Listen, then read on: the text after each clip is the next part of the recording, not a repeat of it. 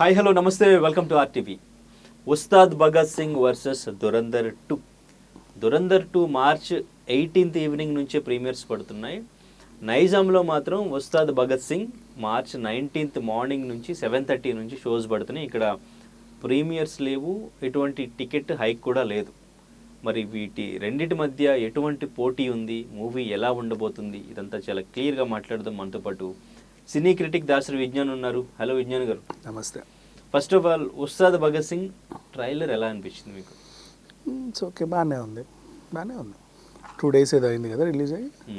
బాగుందా ట్రైలర్? అంటే మంచి బజ్ క్రియేట్ చేయగలిగిందా? ఓజీలా అంత బజ్ క్రియేట్ చేయగలిగిందా? బజ్ అంటే మనం కంపేర్ చేయడం కాదు, బయట చాలా మంది క్రిటిక్స్ కానీ ఫ్యాన్స్ కానీ ఆ బజ్ కంపేర్ చేస్తున్నారు. ఓజీకి ఉన్న అంత హైప్ లేదు, అంత బజ్ లేదు, బుకింగ్స్ లేవు అంటూ చాలా మంది మాట్లాడుతున్నారు. సో దాని మీద ఒక చిన్న క్లారిటీ. అసలు ఓజీకి కూడా హైప్ ఏదో క్రియేట్ అయ్యింది, ఎందుకైందో నాకు తెలియదు. బట్ పెద్దగా ఎప్పుడైనా సరే ఏ సినిమా అయినా సరే, ఓజీ కూడా సింగిల్ సినిమాగా, ఉస్తాద్ భగత్ సింగ్ సింగిల్ సినిమానే. అంటే ఫస్ట్ పార్ట్లు 2, 3, 4 ఉన్నాయో మనకు తెలియదు ప్రజెంట్. యాజ్ ఆఫ్ నౌ అది ఒక యూనివర్స్కి రిలేటెడ్ అయితే కాదు present. Baahubali 2, Pushpa 2, Kantara 2, KGF 2. Already చూసిన ప్రోడక్ట్ని దాని నెక్స్ట్ పార్ట్ మీద ఉండే బజ్ ఎప్పుడైనా హైప్లు ఎక్కడో ఉంటుంది. ఫస్ట్ ప్రజెంట్ చేసే వాళ్ళది ఏంటంటే ఎప్పుడైనా వాటితో కంపేర్ చేస్తాను, వాటితో పాటు వస్తాయి. నువ్వు సింగిల్గా వచ్చావు అనుకో, ఏ సినిమా అయినా సరే సింగిల్ అంటారు, ఇదేదో ఉంది కదా అని చూడడానికి ఇష్టపడతారు. బట్ ఒక పార్ట్ 2తో నువ్వు ఎన్ని సినిమాలు ఇచ్చినా సరే ఆ పార్ట్ 2కు ఉన్న బజ్ నీ ఫస్ట్ దాని మీద రాదు. ఎందుకంటే అది ఆల్రెడీ ఒకసారి జనాల్లోకి వెళ్ళి నెక్స్ట్ ఇంకేదో ఉందని చెప్పి అది ఏంటో కన్క్లూడ్ చేసే దాంట్లో ఉన్నాడు. ఇప్పుడు దురందర్ ఫర్ ఎగ్జాంపుల్, ఆ క్లైమాక్స్లో వాళ్ళు రివీల్ చేసిన విషయం మొత్తం ఒక పోకి లాంటి క్లైమాక్స్. అది అప్పటిదాకా ఒక జోన్లో వెళ్ళి సడన్గా హీరోని ఆకాశానికి ఎత్తేస్తారు.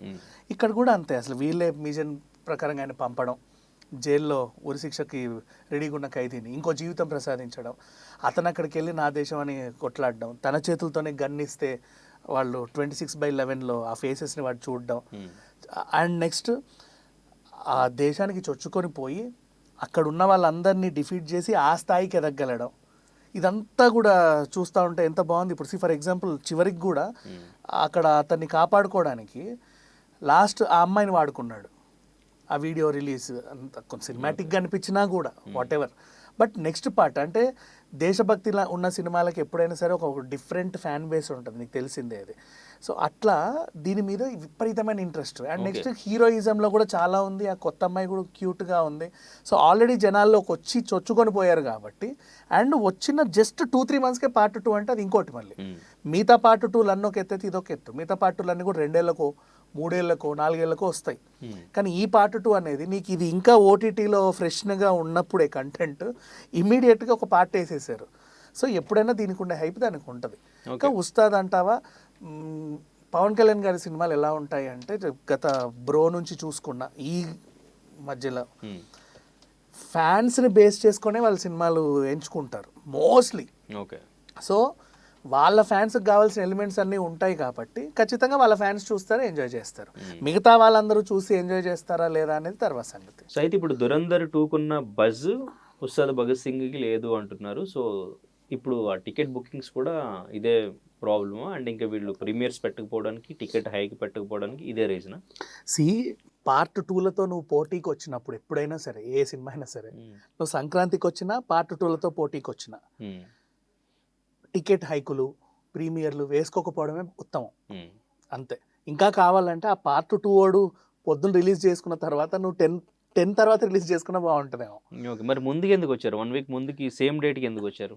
ఐ డోంట్ నో, అది వాళ్ళ ఇష్టం. వాళ్ళ కంటెంట్ మీద వాళ్ళకంత నమ్మకం ఉన్నప్పుడు వాళ్ళు ఎప్పుడైనా రావచ్చు, వాళ్ళ ఇష్టం. సో టికెట్ రేట్స్ కూడా పెంచట్లేదు అంటే అది వాళ్ళ కంటెంట్ మీద నమ్మకమా, లేదంటే దురందర్ 2 మనకి సేమ్ మళ్ళీ అదే టికెట్ రేట్స్ లేకుండా రిలీజ్ చేస్తున్నారు, మనకి మళ్ళీ కాంపిటీషన్గా ఒక కంటెంట్, మంచి కంటెంట్ ఉన్న మూవీ, బజ్ ఉన్న మూవీ ఉంది, ఇది రీజన్? దురందర్ 2కున్న అడ్వాంటేజ్ ఏంటో చెప్పనా, ఆల్రెడీ మిడిల్ ఈస్ట్ కంట్రీస్ అన్ని బ్యాన్ చేసేదాన్ని. యుద్ధం ఎఫెక్ట్ వీళ్ళకి లేదు. అంటే యుద్ధం ఉన్నా లేకున్నా అక్కడ బ్యాన్ కాబట్టి ఆ దుబాయ్, ఖతర్, ఎమిరేట్స్ అంతా ఆ ఏరియా అంతా దాన్ని బ్యాన్ చేసింది కాబట్టి ప్రాబ్లం లేదు. ఉస్తాద్కు ఉన్న ప్రాబ్లం ఏంటంటే యుద్ధం ఎఫెక్ట్ ఉంటుంది. ఎందుకంటే ఈయన అభిమానులు ఊరంతా, దేశమంతా, ప్రపంచమంతా ఉంటారు కాబట్టి. అమెరికాలో ఇప్పుడు ఫస్ట్ మనకు ట్విట్టర్లో అమెరికా టాక్ రావాలి. అమెరికాలో ఏమో పైన ఎటు తిరుగు అటు ఇటు డ్రోన్లు మిస్సైళ్ళు కదులుతూ ఉంటే గొడుగేసుకొని సినిమాకి వెళ్ళాలని ఎవడు అనుకోడు. అది కామన్ సెన్సే కదా. మరి ఆకాశంలో మిసైళ్ళు డ్రోన్లు తిరుగుతుంటే నువ్వు సినిమాలకి షాపింగ్లకి ఎందుకు వెళ్తావు? కానీ ముందు ప్రీమియర్ యుఎస్ లో పడుతుంది, తర్వాత ఏపీలో పడుతుంది, తర్వాత తెలంగాణలో పడుతుంది. అఫ్ కోర్స్ అక్కడే పడతాయి ప్రతిసారి, అంతే కదా. మనకంటే కొంచెం ముందు అక్కడ వస్తుంది. బట్ ఈవెన్ దో 2 తెలుగు రాష్ట్రాల్లో ఆయనకు అభిమానులు ఎక్కువ కాబట్టి. మరి ఇక్కడ దురంధర్ 2 కంటే వస్తుంది కదా, హైప్ ఉండాలి. హైప్ ఉండాలి కానీ సినిమాకున్న హైప్ వేరు, నువ్వు మనిషికుండే హైప్ వేరు కదా. ఇక్కడ ఏంటి, పవన్ కళ్యాణ్ గారి సినిమా అనేదే హైప్. ఆ సినిమాకి హైప్ ఉందో లేదో సినిమా చూసి రావాలి. దురంధర్ అనేది సినిమాకున్న హైప్. ఓకే, సినిమాకు ఉండడం వేరు, మనిషికి ఉండడం వేరు. ఈ మనిషి తెచ్చే సినిమా ఏంటో తర్వాత చూస్తారు. కానీ ఇక్కడ ఆల్రెడీ సినిమాని చూసేశారు, ఇంకో పాట కోసం ఎదురు చూస్తున్నారు కాబట్టి దీనికి ఎక్కువ హైప్ ఉంటుంది ఆబ్వియస్లీ. ఓకే, అంటే ఆడియన్స్ కూడా ఇప్పుడు కంటెంట్ బాగుంటేనే ఏ సినిమాకైనా, ఎంత పెద్ద స్టార్ హీరో సినిమా రిలీజ్ అయినా కంటెంట్ బాగుంటేనే వెళతారు అనేది ఇప్పుడు ఈ మూవీతో డిసైడ్ అవబోతుందా? ఈ మూవీతో ఏంటి, ఎప్పుడో డిసైడ్ చేశారు. కరోనా తర్వాత నుంచే ప్రేక్షకుడు కంటెంట్ ఉన్న సినిమాలకే వెళ్తున్నారు. స్టార్ల మొహాలు చూసి సినిమాలకు వెళ్ళే తీరు ఎప్పుడో పోయింది. ఆ స్టార్ల మొహాలు చూసి ఎవరు వస్తారు?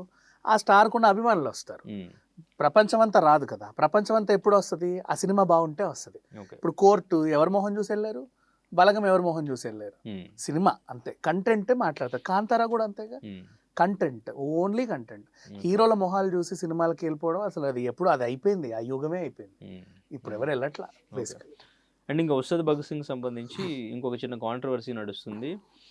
ప్రీ రిలీజ్ ఈవెంట్కి దేవిశ్రీ ప్రసాద్ రాలేదు, తమన్ రాలేదు. ఇంతకు ముందు కూడా పుష్పకి దేవిశ్రీ మ్యూజిక్ చేసినప్పుడు తమన్తోనూ శామ్సియాస్తోనూ బ్యాక్గ్రౌండ్ మ్యూజిక్ చేయించారు. ఇప్పుడు కూడా అదే రిపీట్ చేస్తున్నారు. మైత్రి మూవీస్కి దేవిశ్రీకి ఏదో వార్ నడుస్తుంది, అందుకే దేవిశ్రీ రాలేదు, తమన్ కూడా రాలేదు. తమన్కి దేవిశ్రీ కూడా చిన్న కాంట్రవర్సీ ఏదో ఉంది అన్నది మాట్లాడుతున్నారు. దీని మీద మీ క్లారిటీ ఏంటి? చెప్తా. దీని మీద క్లారిటీ ఇవ్వాల్సిన మనిషిని నేను కాదు. ఎందుకంటే ఆ గొడవలో నాకు ఎలాంటి సంబంధం లేదు.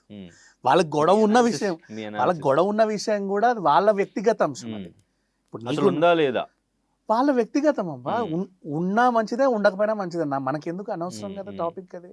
వాళ్ళు కొట్టుకుంటే నాకెందుకు, తిట్టుకుంటే నాకెందుకు, కలిసి ఉంటే నాకెందుకు, అనవసరమైన సబ్జెక్ట్ అది. అండ్ నెక్స్ట్ అది వాళ్ళ వ్యక్తిగతం. కొట్టుకోవాలా, తిట్టుకోవాలా, మాట్లాడుకోవాలా, వద్దు, ఫంక్షన్కి వెళ్ళాలా, రావాలా, వద్దా. నెక్స్ట్ తమన్ గారు రాలేదు. హరీష్ శంకర్ కూడా ఒక వీడియో రిలీజ్ చేసి చెప్పాడు. ఆయనకేంటి ఇంకా ఎంత నాకు ముచ్చటేసింది, ఎంత బాగా చెప్పాడంటే, అందరు ఎదురు చూస్తున్నారు పవన్ కళ్యాణ్ గారు మాట్లాడాలని. ఈ లోపు అందరు మాట్లాడేశారు, అందరికి ఇచ్చేసారు మైకులు. ఆయన ఏమో వాళ్ళ వెయిటింగ్. అంటే present hero plus deputy CM కూడా కదా, బాగా పనులు ఉంటాయి.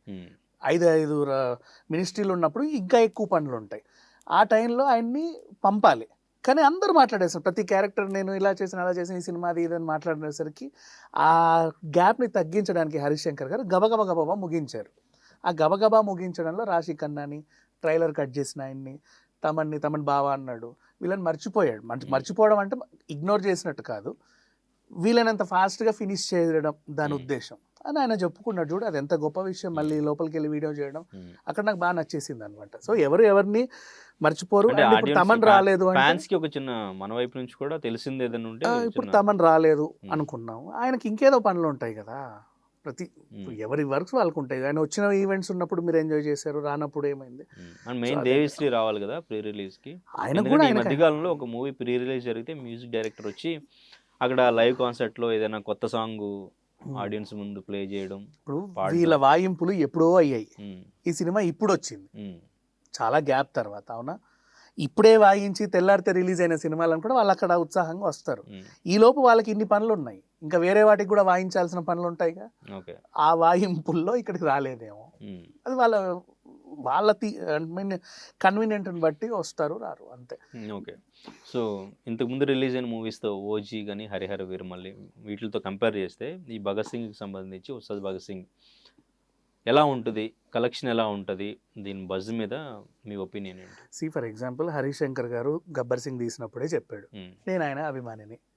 ఒక ఫ్యాను ఒక హీరోని ఎలా చూడాలనుకుంటాడో మనసులో నుంచి పొరల్లో నుంచి నేను చెక్కుకున్న శిల్పం అది, మా కన్నులారా అని చెప్పాడు. యాజ్ ఇట్ ఈస్ ఇప్పుడు కూడా ఆయన అభిమానే. గ్లాసు, ఆ టవల్, యాజ్ ఇట్ ఈస్ అన్నీ ఉంటాయి. మళ్ళీ అదే పోలీస్ క్యారెక్టర్ రిపీట్ అయినప్పుడు ఒక అభిమానిగా తన స్టార్ని తను ఎలా చూసుకోవాలనుకుంటే అలా ప్రజెంట్ చేస్తాడు. అన్ని యాంగిల్స్లో ఎలివేట్ చేసుకుంటూ వస్తాడు. ఆ ఫ్యాన్స్కి ఏం కావాలో అది ఇస్తాడు. సో వాళ్ళు ఆనందపడితే వీళ్ళు సక్సెస్ అయినట్టే. సినిమా హిట్ అనేది ఏంటంటే కంటెంట్ మీద. అంటే ఈ మధ్య కాలంలో సినిమాలు ఎలా ఉన్నాయంటే హీరో వీరత్వాన్ని ప్రదర్శించడానికే సినిమాలు తీస్తున్నారు, అది వేరు. సినిమాతో పాటు హీరో తన వీరత్వాన్ని ప్రదర్శించడం వేరు. ఓకేనా, ఈయన వీరత్వం ప్రదర్శించడానికే సినిమాలు తీయడం వేరు. ఇట్లా కొన్ని కంటెంట్లు వచ్చాయి. సో ఒకవేళ నిజంగా ఇందులో కంటెంట్ ఉండి కంటెంట్తో పాటు హీరో వీరత్వం కూడా బాగా పండి అందరికీ బాగా కనెక్ట్ అయితే ఖచ్చితంగా ఈ సినిమా హిట్ అవుతుంది. ఏ సినిమా అయినా హిట్ అవుతుంది, ఇదే కాదు అట్లా. Okay, right, thank you.